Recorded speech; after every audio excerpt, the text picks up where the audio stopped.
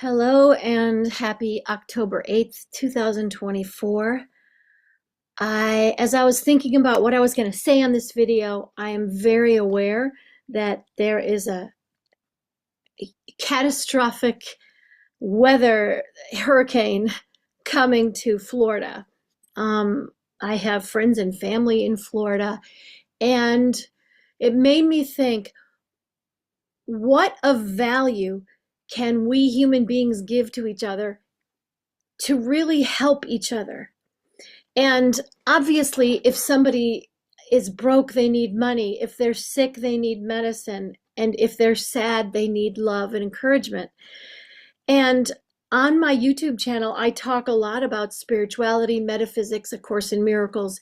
And the most important thing for me and for all of us is really how to bring those lofty concepts, God, divine intelligence, whatever you call it, to the nitty gritty, might I say, shitty of the world, the pain, the suffering, and the problems. I say problems because I'm a serious student in the Course in Miracles, of the Course in Miracles, and Jesus says often in the Course in Miracles that our problems aren't real. But I often ask him, okay, I kind of can get that on a meta level, but how do I communicate with people, with my clients, with my friends, and even with myself in my own mind? How can I make sense of that? Only the love is real. And I just think about all the suffering and the people who are sick and poor and have no place to go. And it's a lot, not to mention Gaza and there's just so much in this world to feel sad about and to be upset about, or to be angry and to be hurt about. So I'm feeling intuitively that if we try to take on the whole world, we're going to end up being, I don't know, it just feels like too much. So the place to start is always within our own mind and within our own heart. And I am convinced, and I don't think that my mind will change about this belief and this conviction, that one person who is aligned in their heart and their mind, and they're aligned with the all-powerful universe, that person can bring change and peace to the world. So instead of trying to change the world, Jesus says in the Course, don't even try to change the world. It can't be changed. Change yourself, change your thoughts, he says specifically. And when you change your thoughts, the world around you will change. Now that may sound, what does that mean? Can you break it down for me, Suze? Because I don't get it. Well, I can just say in my own life, the thoughts that I thought about myself, which stemmed from painful trauma in my childhood, and a huge majority of those thoughts were in my unconscious mind, were sabotaging my life and thwarting my success and stopping me from believing in myself, from letting myself have healthy, happy, loving relationships, from letting myself shine.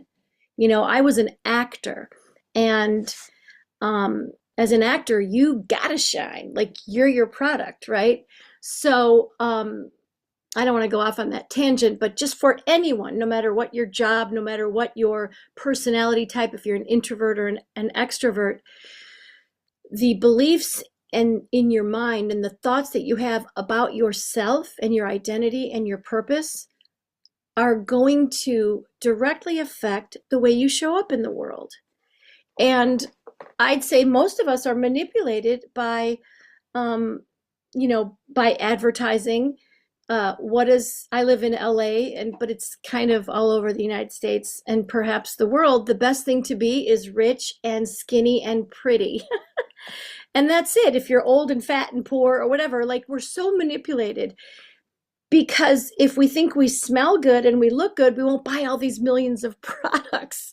Go to any Sephora or any makeup store and see, like, there's literally 37 billion products for all the different areas of skin on your body. It's ridiculous. Why? Because women have all these fears and limiting negative beliefs. Oh my God, my eyes, my forehead, my Botox, it's insane. And men have their own.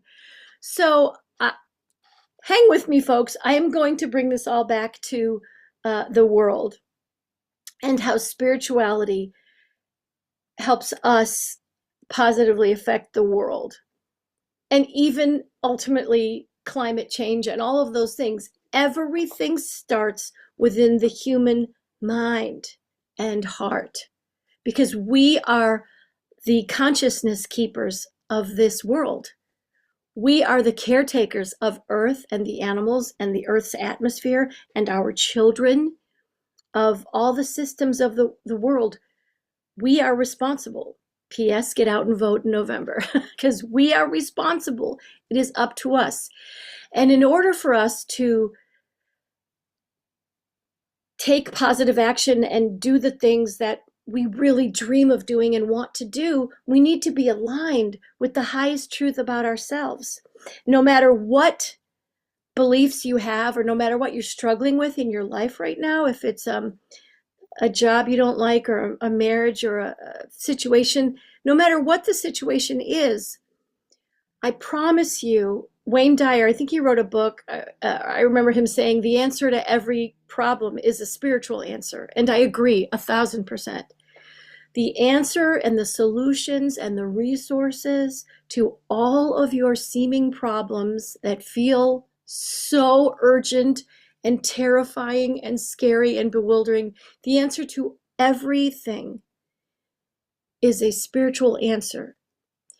And the place to find it and to access and to connect with the power to solve the problems in your life comes from you connecting with the divine within you. And don't get tripped up on how airy-fairy that sounds. It just means the deepest peaceful place within you. It's there.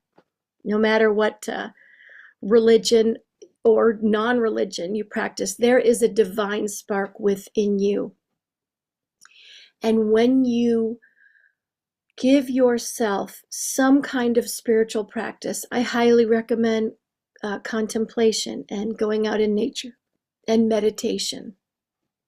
For me, it's spiritual sacred books, but not just reading the books. It is feeling and experiencing the truth of the meaning of the words on those pages. So when I read Only the Love is Real, and the human crazy mind of Susy goes, how can that be when this, and this? I pray and I ask, help me to feel and to experience and to understand what that means. And help me to understand. My lesson today is God is my source, and I can't see anything apart from him. So as I look, if you were sitting next to me and I'm looking at you through the eyes of forgiveness and love. The eyes of God are the eyes of love. The eyes of God are the eyes of forgiveness. That's why we're here, to forgive ourselves, to forgive each other for creating all this mess. And when we forgive ourselves and when we forgive each other, then we will feel and experience the innocence, which is the truth of who we are. And from that place, we will take inspired action. We will act in the world to solve the problems. But until we connect to that innocence, to that connection to the divine, to that connection to the mystical, miraculous quantum field that is, I feel, more real than this temporal 3D world, which is constantly changing. Obviously, you're not your body. Your body changes every 7 years and you get completely new cells. You're not your body. That's obvious. None of the physical world is eternal. But the energy is eternal. Energy does not die. It just changes form. So to bring it all back, dear God, we are having weather, we're having war, we're having violence, we're having pain, we're having division, We're having strife, we're having scarcity, we're feeling and believing in scarcity and lack. And we need help from you. We need help from the source of all power and all love. And the way that that source of all power and all love will support us is when we connect with it, however you find to connect with it, in stillness, in quietness. The Old Testament says, in quietness and in confidence is my strength. I will lift up mine eyes into the hills, from whence cometh my strength. It is within the quietness and the stillness that you can hear the voice of your deepest truth, your intuition, the voice of God.